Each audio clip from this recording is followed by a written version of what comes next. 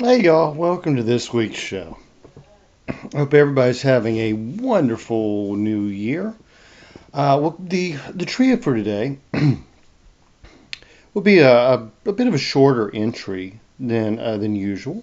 It's what many people consider to be a weedy tree. It's actually very useful, and as it's considered a weedy tree, you're probably going to be able to find it a lot. Okay.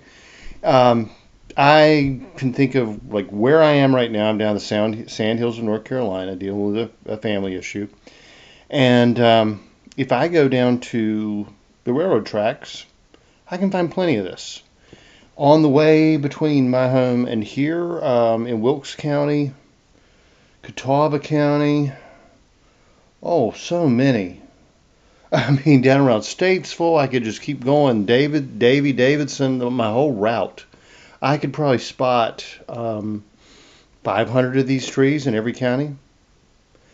And it is Alianthus, or Tree of Heaven. I believe the full Latin name is Alianthus altissima, I think. Tree of Heaven. It's a very pretty tree, and I don't really know how it got sort of a bad reputation. People used to plant it ornamentally, which is why it is now so widespread. But before we get into that, I have a huge announcement. I have been working over the past year on a new book, which is one I've really enjoyed. It's a real passion for me. I think I probably told the story, enough times that y'all are at least somewhat aware of my background and how I got into herbal medicine. Well, I got into herbal medicine actually through foraging. I like to go into the woods and bring back food, whether it's animal, vegetable, mineral, or, fish. And quite often it is. I'm by no means a vegan. I really do eat a lot of meat and fish. Well, that really comes naturally for me. My grandfather was sort of a pioneer of permaculture before anyone had ever heard of the term. Before Bill Mollison ever wrote a book and coined the term. He set up his farm as what we would now call a complex of systems. He was really into um, Thomas Jefferson's Monticello. He was really into George Washington's. Oh shoot, what was George Washington's farm name? I mean, we spent so much time there when I was a kid. I mean, literally, we would go up to Virginia, and he did a lot of historic preservation for the state of North Carolina, and he was very big into antiques and restoration. Uh, my aunt actually ended up working for the Smithsonian, and we had a lot of ins with these historic homes. All right, I'm not even gonna worry about it. But you got Monticello, you got Montpelier, and you got the one other which was where George Washington lived. All of them were really advanced um, plantations. They were farms that were self-sufficient. And yeah, it took a lot of manpower. It wasn't like a modern permaculture farm where you're literally building on, designing systems that just work so well that there's not a lot of wasted um, effort or wasted material. Waste is considered pollution.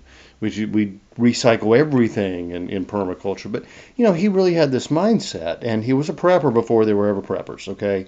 I mean, he built a nuclear fallout shelter. He designed the whole thing. I mean, he was a builder, he was a brick mason, he was an engineer, he was everything you can imagine, a mechanic, plumber, an electrician. He did it all, right? And he did all that for a living too. I mean, he was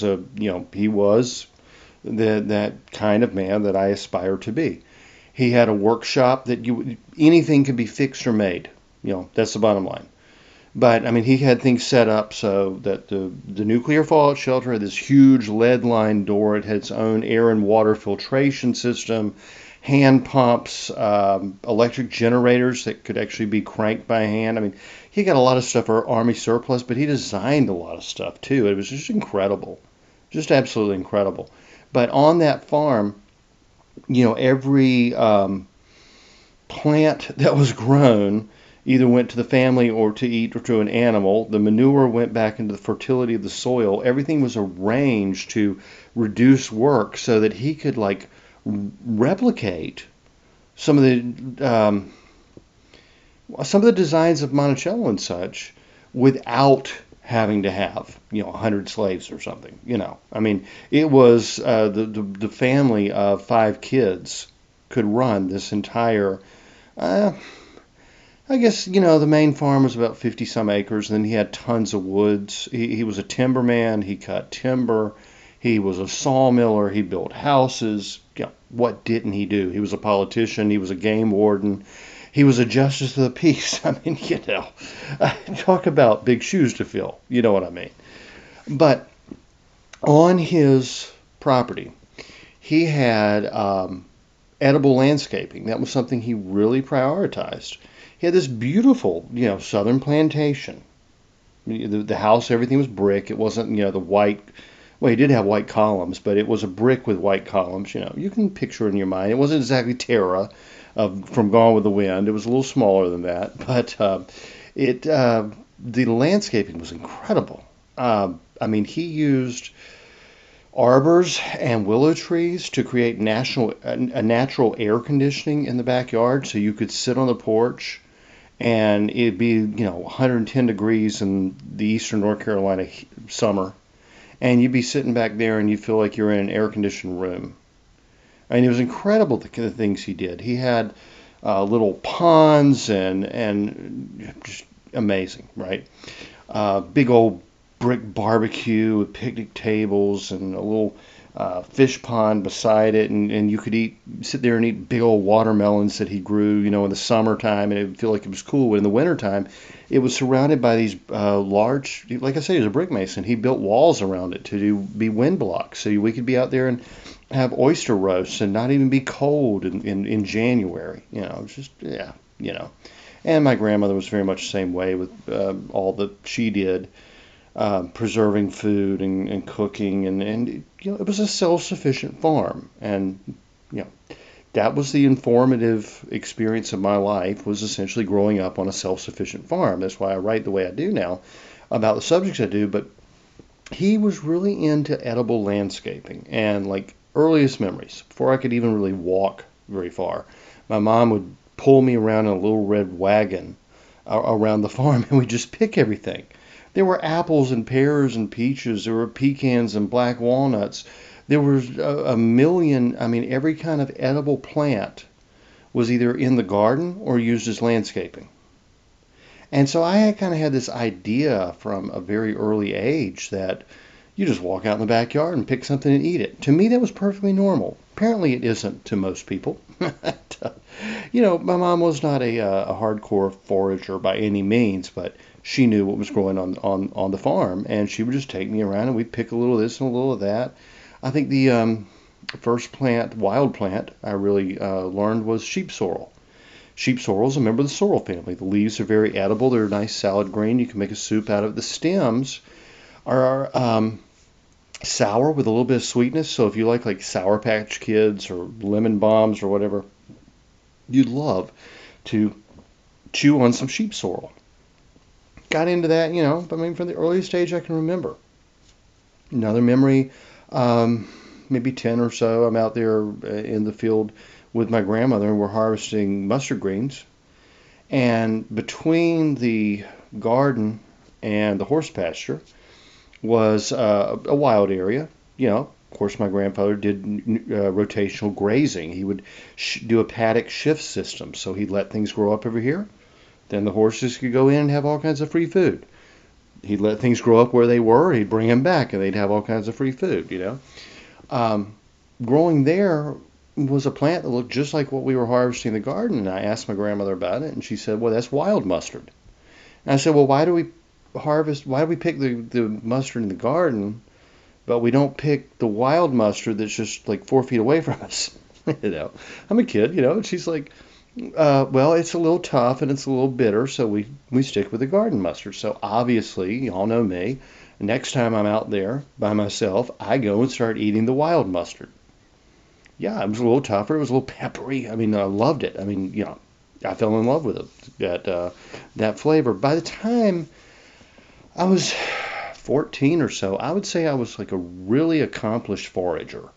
I literally collected field guides, spent all kinds of time at the library, reading field guides, learning about wild edible plants. Didn't really have anybody to instruct me. That knowledge had kind of been lost by that generation. And I was fascinated with the idea of just being able to go out in the woods and pick wild food and eat it. And apparently I mean, I've been that way my entire life. My mom says when I was like, between 3 and 7, she had to keep a bottle of Ipecac around because I ate so many poisonous plants. I had this idea that everything that grew was edible. Of course, many things are quite poisonous. But eventually, by my teens, I learned what we might call the art or skill of foraging and loved it. My family, my mother and I, we moved back up to the mountains when I was about 14, 15. I was born in the mountains, kind of grew up in the eastern swamps, and then we were back in the mountains. And in the mountains, there's like food everywhere. I mean, there are mushrooms and wild edible plants like everywhere, and there's streams full of trout, and there's hunting, fishing, trapping, everything. And so I kind of got into the I mean, if y'all had met me when I was like 16 to 20 or so, I mean, you would have thought like, Grizzly Adams or some, hippie just straight out of a Grateful Dead show, because I literally just spent my entire time roaming the woods, and I loved it. I mean, I worked a lot. I had a severe back injury when I was 19. I didn't get to spend all my time in the woods, but every spare minute, and this way I've been all my life. I mean, when I was, 5, 6 years old, the teachers would fuss at me because I was looking out the window. I just wanted to be outside. I wanted to be fishing more than anything. And that love for fishing really did translate into a love for foraging. So I was thinking about it a few months ago, 6 months ago, a year ago, when I started this book. I thought, all right, I want to help people become more comfortable foraging wild plants. I mean, yeah, there are books on hunting, there are books on trapping, there are books on fishing. I could do that. There's some really good books already on the market for foraging. I mean, Gil Gibbons in the 1960s. I mean, he reintroduced everything to it. Hank Shaw, again, in the 90s, kind of brought it back. But I have my own way of doing things. I have my own way of looking at things. All right, so I'm also like I don't want to say this, but I'm a fairly accomplished cook. I mean, y'all know I've written a cookbook, The Omnivore's Guide to Home Cooking. My family's half French. I've worked in professional kitchens. I have a real passion for cooking. That informs my foraging. I have a passion for the woods. That informs my cooking. You see, I'm a prepper as well, so I'm thinking in terms of these wild foods are a great resource when the grid is down or whatever, right? I'm an herbalist, so I look at the medicinal qualities of plants. So basically, when I started thinking about it, I thought, I could write a book that's about foraging that's really different than just about anything that's ever been written. So I started thinking about how to do it. And I thought, one thing I don't want to do is write another field guide. There's so many good ones, especially I love the Peterson field guides. Those are my all-time favorite. Audubon would probably be a second favorite. But I have serious problems with field guides, and that just because of the way I learned to forage. I learned to forage with books. I did have a few mentors, especially in the mountains, but using those books. So I'd get this, great field guide, and back then books were expensive, and we didn't have, all the, you couldn't go to eBay or Amazon and buy used books. I mean, it was a big investment for me to drop $25 or $30 on a field guide.